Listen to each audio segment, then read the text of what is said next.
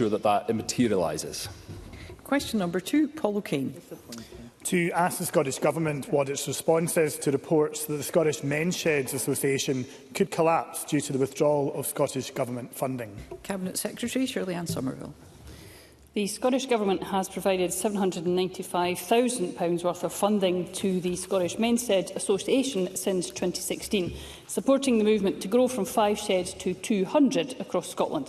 We understand it's a very challenging time for small organisations and that the SMSA are working to secure funding from charity donors and from the private sector.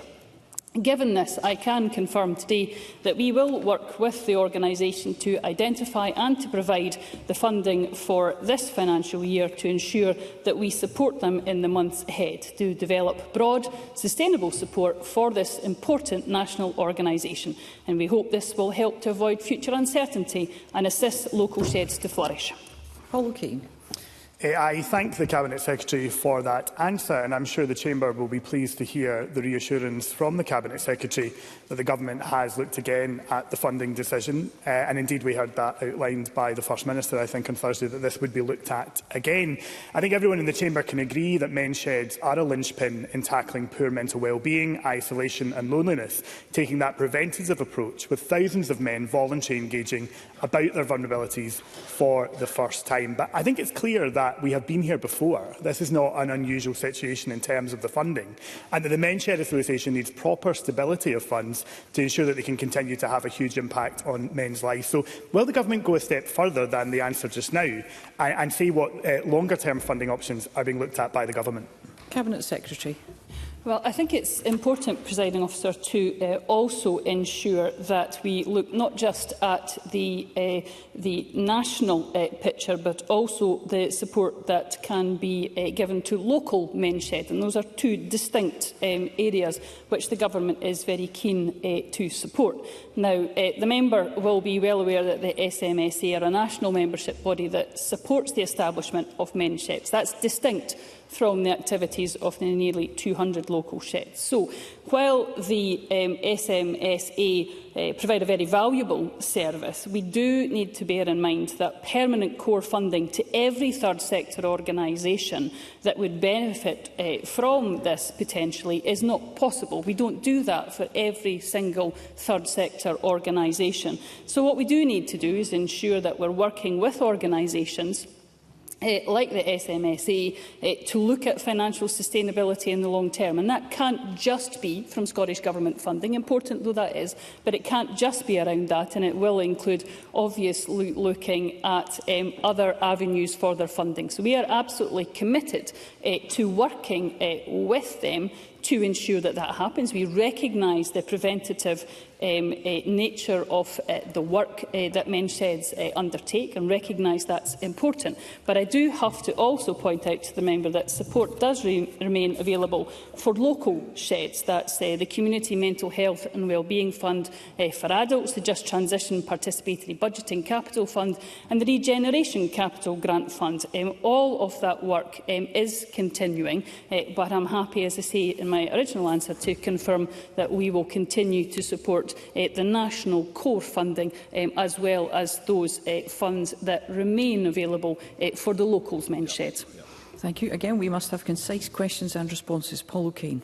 Thank you. I do think the Cabinet Secretary would want to acknowledge the fact that the national organisation is extremely important in supporting that delivery on the ground. And without that umbrella organisation, many of the sheds wouldn't be able to do the work that they do. And I think this is evidence of a larger challenge in the third sector with sustainable funding, ensuring that processes are not complex and ensuring that there is clarity of where funding is coming from. So would the Cabinet Secretary accept that changing decisions mid-year, not giving information on time, is a chaotic way in order to deliver funding, and it doesn't allow organisations like the Umbrella Organisation for Men's Sheds to function properly? So what is the Government going to do more widely to reset its strained relationship with the third sector and finally deliver on long-promised improved funding models?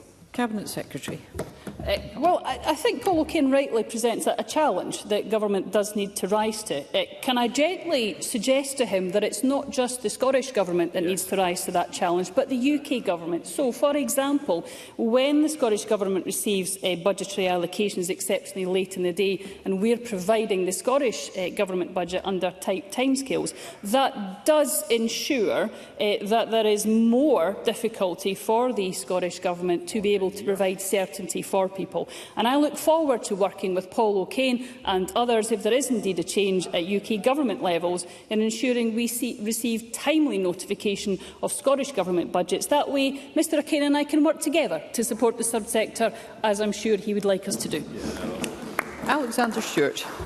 Thank you, Presiding Officer. I note the Minister, Cabinet Secretary, talks about the Menshed receiving £795,000 directly. Now, we know that's been for a number of years, and not all that money was directed either. It was a culmination of several different funds that came together. So can I ask the Cabinet Secretary, we're talking about core funding here and now.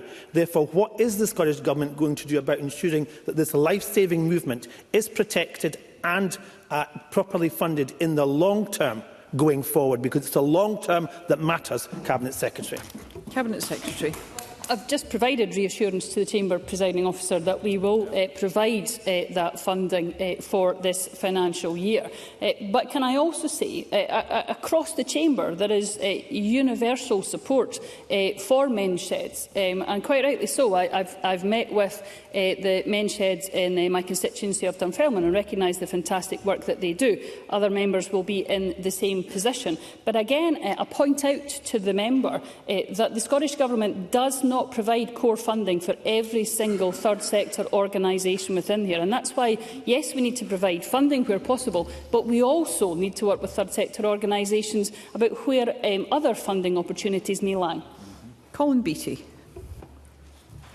Can the Cabinet Secretary say anything more about the different funding streams which the Scottish Government provides to support third sector organisations and which men's sheds may be able to benefit from? Cabinet Secretary. Thank you, Presiding Officer. Well, I've pointed out to some of these already, but I can once again confirm that men's sheds can apply for and already benefit from a range of competitive funds that are available through the third sector interfaces in every local authority area. And I've discussed already the Community's Mental Health and Wellbeing Fund for Adults, the Just Transition Participatory Budgeting Capital Fund, to mention but two. Local men's sheds have already secured funding from these monitored and assessed funding streams, and in addition the Scottish Government provides £11.6 million funding to third sector intermediaries nationally and locally that provide development support to the full spectrum of third sector organisations, including men's sheds. Liam MacArthur. Thank you. As Paul O'Kane says, we're not in a new situation here, and as the Cabinet Secretary has already acknowledged, there's cross-party support for the men's shed movement. Indeed, I coordinated a letter supported by over 40 MSPs last year, where we wrote to the then Deputy First Minister, now First Minister, seeking a reversal of the decision to cut the funding last year. The Men's Shed Association is already garnering funding support from other sources, but this core funding is absolutely vital, and we cannot find ourselves in the same situation year after year after year. Now, in Mental Health Week, will the Cabinet Secretary give a commitment, a longer-term commitment, to providing this vital funding to a vital organisation? Cabinet Secretary. Well, once again, I would put on record the support, not just across the Chamber, but I want to specifically mention the work that Liam MacArthur has undertaken over a number of years on this issue. And he's quite right to point to the importance of providing this reassurance within Mental Health Awareness Week. I would say to Mr MacArthur, I think the Government has two responsibilities in this area. One, yes, it's to provide funding where possible, and budgetary restrictions are on every part of Government. But the second responsibility is to work with third sector organisations and others to ensure that they are looking to be financially sustainable in the long term from a wide range of funders, and that can't just be from Scottish Government. So yes, we will look to and will always look to provide support wherever possible, but we will also look to support the men's sheds movement to see what can be done to ensure that they are financially sustainable and ensure that that's done in a way that doesn't just rely on one source of funding, whether that's Scottish Government or elsewhere. Question number 3, Fergus Ewing. To ask the Scottish